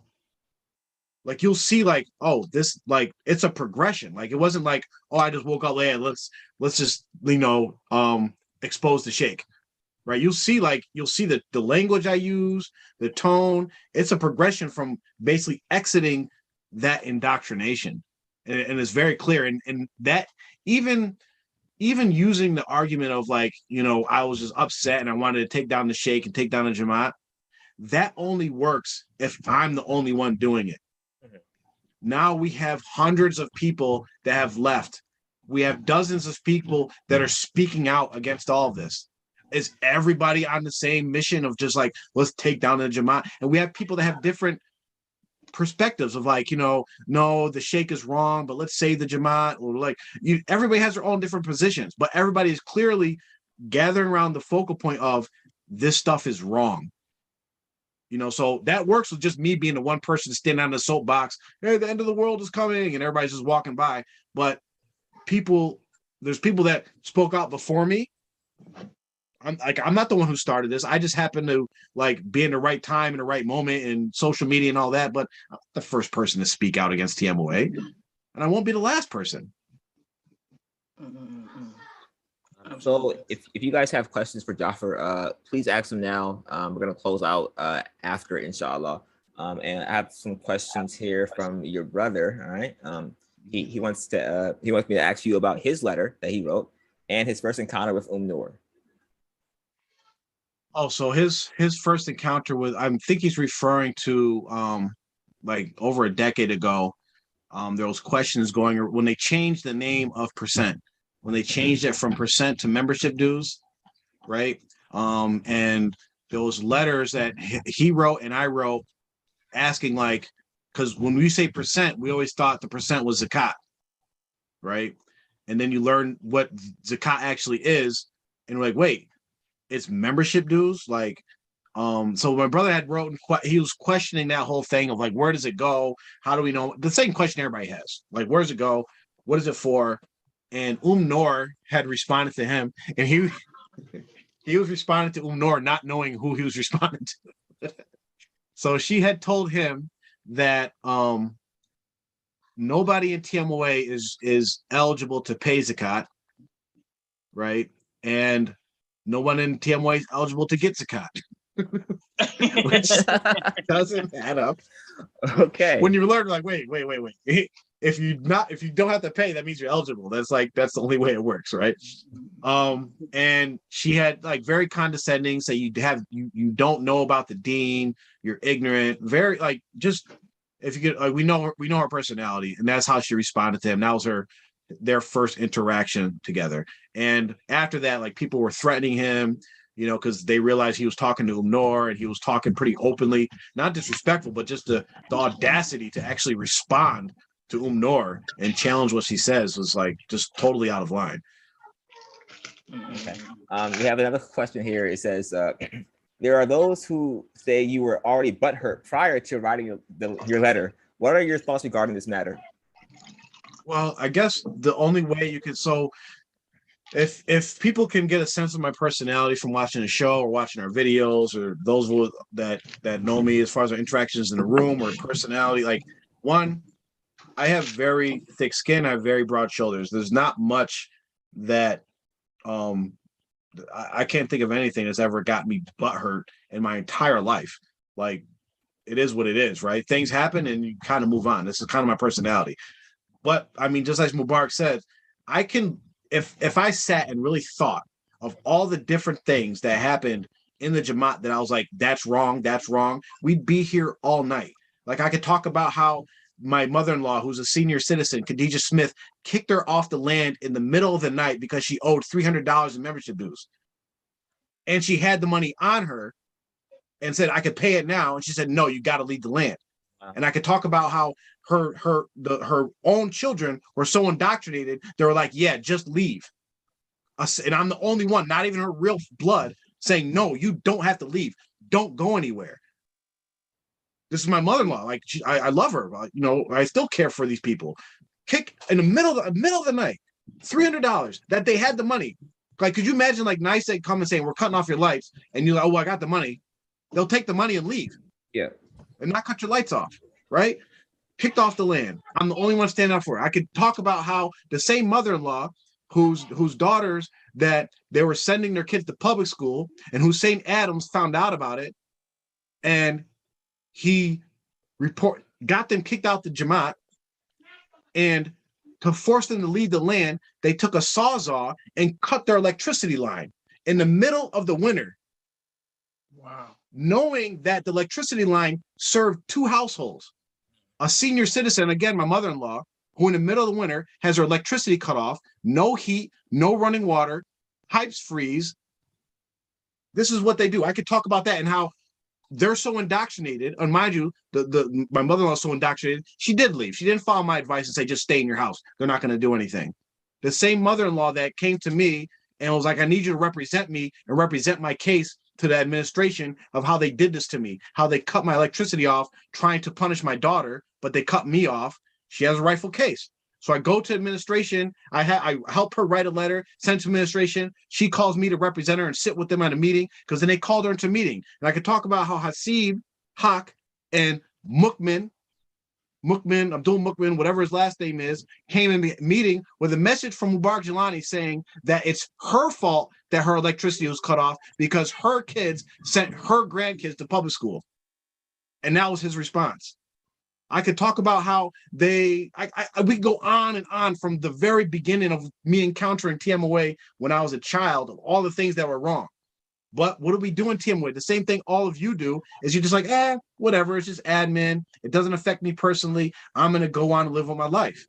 So there's nothing that caused me personally to be butthurt. If the only thing I was butthurt was that I fell for a lie, and that butthurtness came after the fact that I wasted 25 years of my life following falsehood and not worshiping Allah properly, engaging in shirk, engaging in bid'ah, and letting a 500-pound man pass himself off as some kind of spiritual leader. That's what I'm butthurt about. Yeah, okay. I am butthurt about that.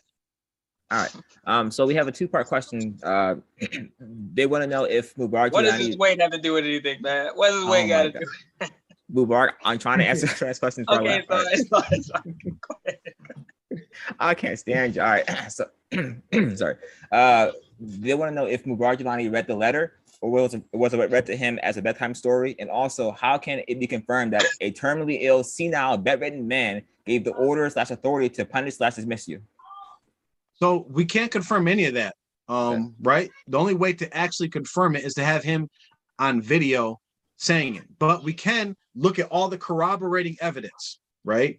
We have a letter, we have an email directly from one wife, 2 wives, messages from a 3rd wife that all confirm that he said this. I have messages from his son that confirm this. They had a whole national meeting that confirms all this. They have a message directly from Mubarak Jelani, which is funny. We'll get into this when we talk about the other stuff, that was supposedly be a response to me, but was read to the community and not me. Right? So you have all these different things that go on, right? So if there was a small chance that, this didn't come from Mubarak Jelani, at least one of these people will be like, my Abu didn't say that. My husband didn't say that. My sheikh didn't say that, right? So if anybody has any common sense, it's basically like, okay, we've seen OJ, right? He has the fingerprints. He has the glove didn't fit, but all the other evidence lines up like, yeah, he killed that lady. Yeah. All the evidence. And for anybody to like believe that he didn't kill her or have someone kill her is you're stupid at that point. I'm just going to call you stupid. If you really believe that none of this came from Mubarak Jelani, then you're stupid. And 2, you have a bigger problem on your hand, because now you're saying that all his administration and all his family are all in cahoots and are fraudulent, and you are still following them. Okay. So we have one last question, and then inshallah I'll close this out. Was he ever were you ever concerned that you would be killed because you left the Jamaat and spoke out against them? I mean, so this is a hard question to answer for Muslims, because you don't want to sound like arrogant or whatever, right? So concerned, no. Mm-hmm. Like, if recognizing that it's a possibility, yes. I even to this day, even till I die, even if TMWA is abolished, and there's still a chance that somebody could do something to me.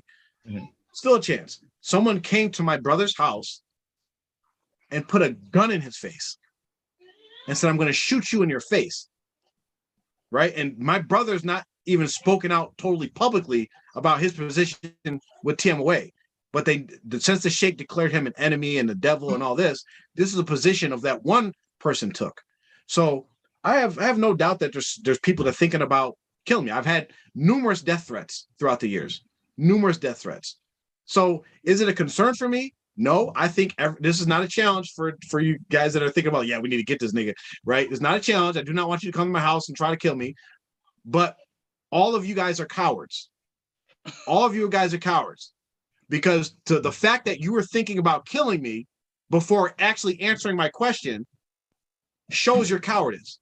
Mm-hmm. And if somebody does something to me, let it be known that you could play this video and my mural, like, say goodbye to Jafar, right? I'm making a prediction that the person that does do anything to me is going to be someone that is straight up a coward, someone that can't fight, someone that can't defend themselves with words. Like, we're grown men now. We're past the point of like, hey, put them up, let's fight it over. If you can't express your opinions, like if you can't answer words with words, then I really don't have time for you. I don't have time to go around beating people up. I don't have time to avoid people. There's been people who's followed me home to try to see where I live. right? These things have happened. And we know about the history of TMOA where people actually were killed. If we were doing this in the 80s, maybe even the early 90s, sure enough, we'd probably be dead. Sure enough, we'd be dead. Where's Jafar tonight? Oh, he's dead. Where's Mubarak? Oh, sure enough, we'd be dead. There's been people, we know people that's been killed for speaking out or going against. Look at Uncle MJ. He tried to get his best friend to kill. Mubarak ordered his best friend to kill him. Imagine if he was totally on the juice. We would not have an MJ. Or we might not have a Abu Muhammad, one or the other. So Okay, so yeah, concern. I just realized it's a possibility. I'm not too concerned with it because whatever does happen to me, it's the qadr of Allah. Allah had it planned. And if they want to bless me with martyrdom, inshallah, that I get killed for speaking out and giving dawah, that would be the greatest blessing that anybody can achieve. All right, so we have the last question we're gonna get to before I close this out, inshallah. There is a rumor that Jafar was so mad because his previous wife was getting rid of him, and that's why he started this crusade. Thoughts? Okay, so and we'll get into this more with the letter, and we'll have the proofs and the text message and all this. So, my previous wife was getting rid of me, right? I'm one. I do not chase anybody or anything, right? And like I said, this is where it gets into like things are not clean and cut. There's always, if anybody's been married and anybody's been married for any significant amount of time, know that there's going to be ups and downs in marriages, right? And to say that like during this time that my wife was trying to get rid of me is just total falsehood, right? It's total falsehood because we'll see how my wife begged me to come back to the community so that we could remain married.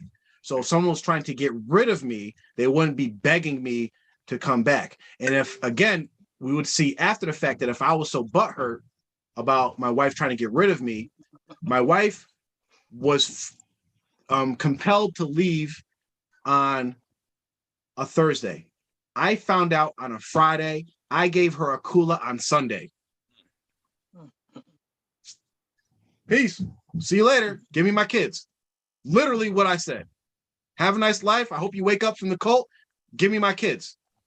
And that ensued a 3-year custody battle. So if I'm so butthurt, I would have been like, no, like, come on. Like, I would have been doing this for years. How many people do we know in TMOA that had their wives taken from them, whatever, spent years trying to get their wives back, this and that? Like, I left my wife 2 days afterwards. I believe Hanif J. Williams was like a few weeks after. Like, just like, all right, we're washing our hands of it. We're moving on. You got a divorce. Go ahead. Right? So those things would add up. I would have been pining for her. I would have been begging her to come back and these certain things. And we'll see that once we get into like the actual messages that actually have, I mean, to try to put it on like my wife was leaving and then did I initiate it? Was she planning on leaving for 2 years? Because how long does it take to leave? If someone was going to leave, they would have left. Women get divorces in TMOA all the time. She has a connected family member. She could have went right to the top and like, yeah, I want to leave this dude. I'm done. So another false narrative. All right. So we don't have any further questions. I don't think so. There was one. Okay. I'm sorry. There was one off the sideline. Something about Rashid bullying Dumar O'Brien. Yeah, that was so the that guy was, who I didn't want to expose the guy's name, yeah. but yeah, that was the guy that one of the guys that Rashid, it's funny because we used to joke. He used to wear these like black gloves, right? And he used to put them on like, yeah, I'm about to get serious. And he'd go like try to like be a tough guy and stuff. And he'd go and pick on pretty much little kids. But that's his personality. I hope he grew out of it. You know, I won't say much more than that, but from what I know, he's a bully not only to weak men, he's a bully to I'll just stop there. All right. So I don't think we have any more questions. Okay. So Shukran once again, Jafar, for coming on the show, even though you're the host, and telling your story. But on a more serious note, right? So Jafar has told the story before about the whole tying the knot and blowing into it and reciting the Quran out of order. And doing these things advised by Mubarak Jilani, right? And as we know, Jafar spent the better proportion of his, I guess, adult lives transcribing all the stuff from Mubarak Jilani, right? And one thing that becomes evident, right, when you find out more about Islam and things of that nature, it is very well known that miscarriages are generally the causes of having jinns associated with that, right?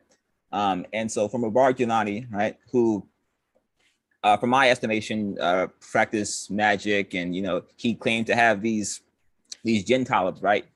These jinns are his talibs. That means that they're his underlings. They study upon him, which is an utter falsehood, right?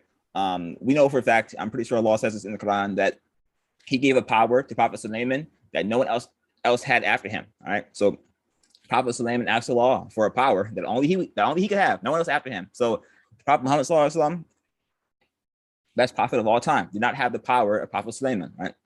Allah could have given him that power, sure. Prophet Sulaiman asked for a power that no one after him would have, right? And Sulaiman came down, right? And he was a person who did not practice magic. Allah gave him this power, right? And it says in the Quran, like Sulaiman did not practice magic at all. These folks were practicing magic. They were learning it from the jinns, and Sulaiman had control over the jinns. So he put all that to a stop. All the evil jinns and bad jinns, he bottled them up and sealed them away, right? So for a person, right, a person X amount of thousands of years later to come and say, hey, I have these jinn talibs, right? And we see things that happen around the community where the signs of someone being possessed and jinn possessions that happen to some folks, we can see directly they've generally had some sort of falling out with Mubarak Jilani, right? So Jafar starts having this falling out with Mubarak Jilani, starts questioning him, and then these things happen to Jafar. And this happens to many folks other in the community. Another thing about witchcraft and all this stuff is that we know that notches, right, are witchcraft. This is you can look up yourself. Notches are 100% witchcraft. Mubarak Jilani, as Jafar said in his first interview, he used to have folks make a notch every year, which is a witchcrafting every year. So every year, and the closer and closer and closer you get to learning more about Mubarak Jilani, you can disagree if he ever said about the seventh sultan, or if that's real or not, or if he ever believed that, right? But we do know that practicing magic is an act of kufr. All right, this is a grave sin. All right, we know that this takes you out of the fold of Islam. We know this for a fact. And so Mubarak Jilani instructing these things to happen, right? He's instructing, you said Shafiq and K2 and all of them who were there to perform this ritual and tie the knot in the hair and blow into it, right? We know that this is a sin. You know that this is witchcraft. This is plain as day. There is no way you can skate around this. You cannot say, okay, maybe this is that. No, this is clear as day witchcraft, right? Mubarak mentioned in the Quran, literally a story that we should all know, where it says, and the people who blow into knots. It's warning you against these people here, right? So it's a very serious thing. And you would have to be a fool, right, to hear these stories and then just say, okay, this is absolutely wrong, or that these people, the K2s, the Shafiqs, and when they practice this ritual of their own volition, right, with no guidance from their sheikh, right? If these people, right, are the talibs, right, of the perfect murshid, right, he is the best teacher, he's a perfect human being, right? If these are his disciples, and K2, who was there, is his highest disciple, he is the one at the very top of the top. Now, sure, Mubarak Jilani said, listen, you don't know anything, you're a parrot, right? All of that is true. But K2 did this under the orders of Mubarak Jilani. And if he acted out, that is an indictment on the teacher, all right? That is an indictment on the teacher, and the teacher is responsible for what the students do, right? So everyone who knows me, I cook a lot, right? All right. If I have a student who is making food under the idea or the knowledge that he is taught by me, and that food is terrible, and people are complaining about the food terrible, that falls on me as the teacher, right? So all of it comes back to me as the person, right? And for Mubarak Jilani to be this spiritual guide, right? This perfect being, this rejected of the 10th century, according to the seventh sultan, he is the sixth one, and according to that belief, they are the reincarnations of Allah. They are Allah in human form. You can call them Allah. All this egregious stuff, right? You know this to be a fact, right? So do you really think, right, that Allah would have you do any of these things? Absolutely not. Because he says very, very clearly in the Quran, which if you're a Muslim, you should follow this, all right? If you don't understand the Quran in Arabic, read it in English. Use the tafsir, right? There's plenty of ways where you can come to understanding of the Quran where Allah is exactly saying the things that you are doing is wrong, and you're doing it. And so Mubarak Jelani, XYZ, none of that is a good thing. All right. So if you are practicing magic, the black magic, the seizures, all the stuff that happens, the miscarriages, all of that is related to jinns, right? One of the things when I was growing up, it was like taboo for you as a member of the Jamaat to learn about the jinns, right? The jinns were supposed to be this like scary thing that only Mubarak Jelani knew about. But in reality, first of all, Jafar mentioned this several times, you were not supposed to be afraid of anyone but Allah. 100% true, right? Mubarak Jelani said, fear Allah or fear me. Wrong. Just strict kufr, right? But when you learn more about the jinns and learn more about your religion and Islam, the jinns aren't that scary, first of all. And second of all, if you learn the basics about the jinns, you can see that Mubarak Jelani is out of the fold of Islam. Very clear. So I just wanted to like bring that home, that even if you excuse all the previous claims that we've levied against him, right? The magic claims are right here for you. Someone from the Jamaat, Noor, his daughter, Fatima, or anyone, Sultan Ketu, anyone, any one of you, explain to me how what he did and what he has been reported to do is anything but magic at all. I would love to hear it. All right. That's all I want to say. Last thing, we have to have an announcement. So, Assalamu alaikum. So we have an R2F conference coming up. 2022, obviously this year, it's going to be August 12th to the 14th. It'll be in Richmond, Virginia, Midlothian to be exact. If you've been to Richmond and you probably know the Midlothian area, it'll be in Virginia. It's at the El Medina School. It's a nice building, very big. There'll be activities for your kids. There'll be food there. You can meet and greet Jafar and Mubarak, because if you're in Virginia, you probably already know me. So you can meet Jafar and Mubarak. It'll be a fun time, inshallah. We have guest speakers lined up, Quran, food, all this stuff. It'll actually be on time, inshallah. I'm very, very punctual because I do not deal with being late.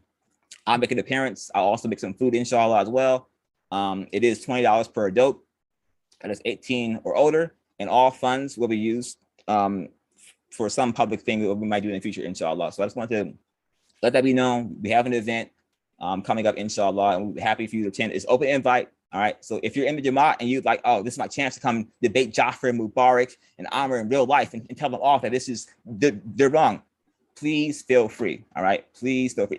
If you have the courage, all right, and one of your leader's sons, Mudassir, said they have to behave like men. They're playing these cat and mouse games, right? So if you are strong and you believe that everything Mubarak Jelani said, I challenge you. Heck, like, listen, you can say, okay, listen, Mubarak and Jafar, they know too much. I'll go after Amr, right? We see this doesn't work at all, but you can come after me. I am more than happy to destroy you, all right? So if you want to come and defend your beliefs, please do. It is open invite. We will still feed you also, all right? So you can enjoy your ass whipping, and then you can go get your food, all right?